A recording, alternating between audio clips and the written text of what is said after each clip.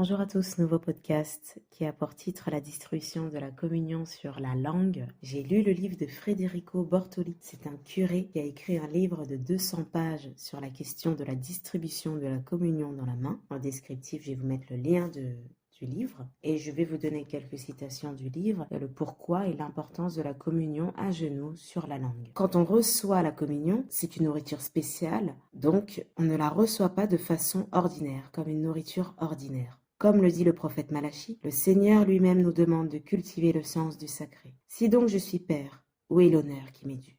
Et si je suis Seigneur, où est la crainte qui m'est due? Déclare le Seigneur des armées. À vous les prêtres qui méprisez mon nom. Malachie 1, verset 6. Et c'est valable pour tout le monde. Si on dit que dans l'Eucharistie, c'est la transsubstantiation, que c'est vraiment la présence, c'est vraiment le corps du Christ. Le Dieu 3 fois saint, le Dieu qui s'est fait homme, qui est mort pour nous. Faites cela en mémoire de moi. Voici mon corps, voici mon sang. Il n'a pas dit voici une représentation de mon corps, ou voici le symbole de mon corps, voici le symbole de mon sang. Voici mon corps, donc c'est le corps du Christ, c'est le Seigneur. La grandeur et la noblesse de l'homme, ainsi que la plus haute expression de son amour pour le Créateur, consiste à s'agenouiller devant Dieu.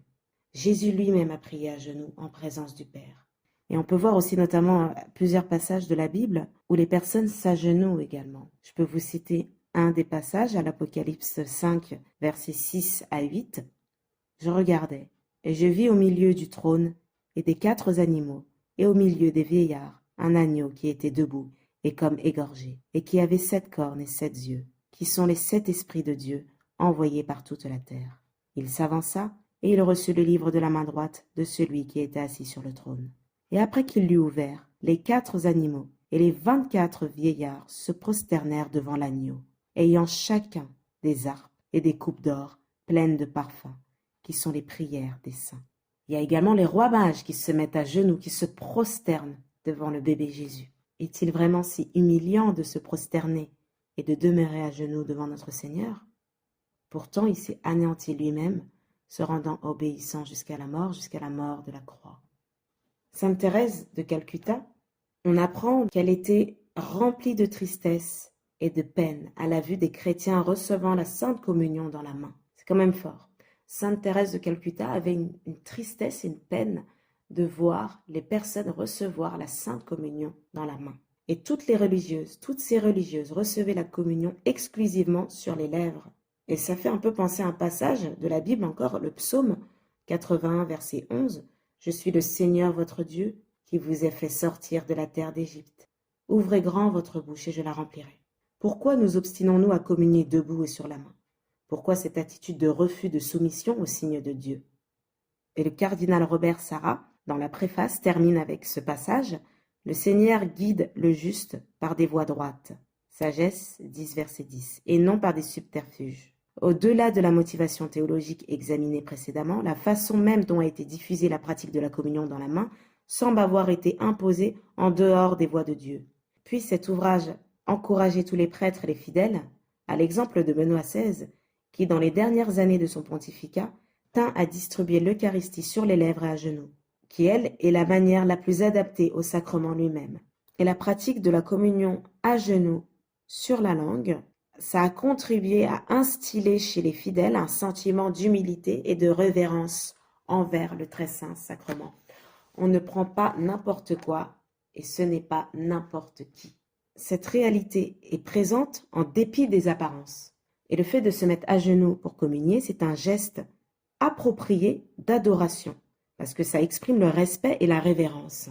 Plus un chrétien découvre la sainteté, le caractère divin de ce sacrement céleste, plus il doit diligemment veiller à ne s'en approcher pour le recevoir qu'avec grand respect et sainteté. D'autant plus que nous lisons dans l'apôtre ces mots, 1 Corinthiens 11, verset 29, « Celui qui mange et boit indignement, sans discerner le corps du Seigneur, mange et boit son propre jugement. » Le fait de se mettre à genoux, communier sur la langue, est vraiment un acte de respect, de révérence envers son roi, envers son Dieu, envers notre Seigneur Jésus-Christ, que nous considérons comme présent dans l'Eucharistie.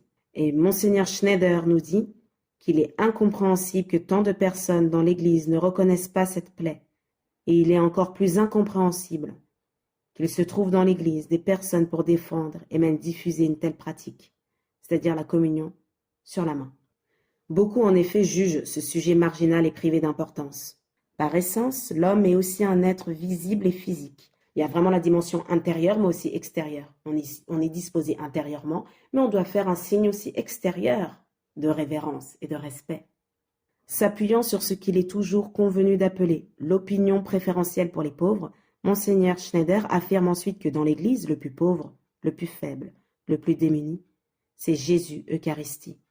Pour la communion dans la main, donc, risque de profanation, occasion irrévérencieuse, on le prend comme une nourriture ordinaire. Cette façon de communier ne comporte aucun geste extérieur d'adoration et conduit donc même inconsciemment à un déclin de la piété eucharistique et à l'affaiblissement de notre foi en la présence réelle du Christ. Il est plus qu'évident que l'Eucharistie est une nourriture sainte, qui par conséquent doit être consommée différemment de la nourriture ordinaire, pour en souligner justement la différence fondamentale. Alors, quand s'agenouiller, c'est juste un acte extérieur, un acte corporel, le geste, il est insignifiant. Mais quand l'adoration est réduite seulement à la dimension spirituelle, c'est-à-dire intérieure, l'acte d'adoration disparaît car la pure spiritualité n'exprime pas l'essence de l'homme. Quand on dit que c'est juste un acte intérieur, donc on adore debout, on n'adore pas. Ce n'est pas adorer. L'acte d'adoration disparaît car la pure spiritualité n'exprime pas l'essence de l'homme. Donc on n'adore pas debout. Il est évident pour tous qu'au moment où l'on s'apprête à recevoir l'Eucharistie, on se trouve physiquement en présence vivante, réelle et substantielle du Christ. S'agenouiller pour recevoir la communion apparaît donc comme le geste le plus approprié et particulièrement le plus expressif pour manifester extérieurement le sentiment d'adoration, de révérence et de respect. Communier debout, en revanche, n'exprime pas tout cela de manière convenable.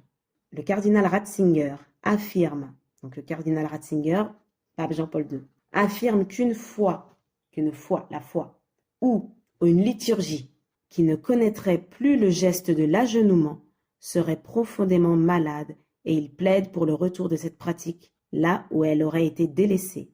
Enfin, il souligne le lien étroit qui existe entre le geste extérieur et corporel de l'agenouement et l'attitude intérieure d'adoration. Chez les Grecs et chez les Romains, se mettre à genoux était proscrit parce que c'était jugé indigne.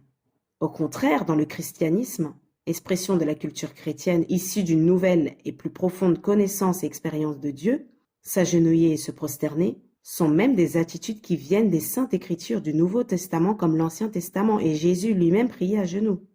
Et là, je terminerai avec ce que nous dit Saint Jean-Paul II, qu'il n'y a aucun risque d'exagération dans l'attention que l'on porte à ce mystère, car dans ce sacrement se résume tout le mystère de notre salut. L'Eucharistie, c'est vraiment le cœur de la messe. C'est vraiment le cœur de la messe. Il faut vraiment vivre la messe en se disant, le Christ est là, il se donne à nous. On doit aussi avoir une attitude où on se met à genoux par respect pour celui qui est mort pour nous. L'adorer comme il se doit.